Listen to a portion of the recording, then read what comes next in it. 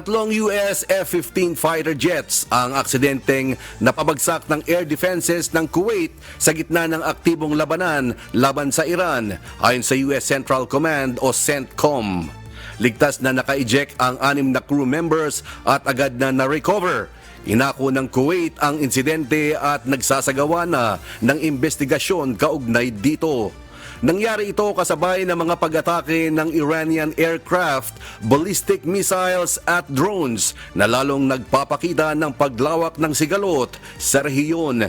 Samantala, nagbabala ang US Embassy sa Kuwait sa patuloy na banta ng missile at drone attacks at pinayuhan ng mga mamamayan na manatili sa loob ng kanilang mga tahanan.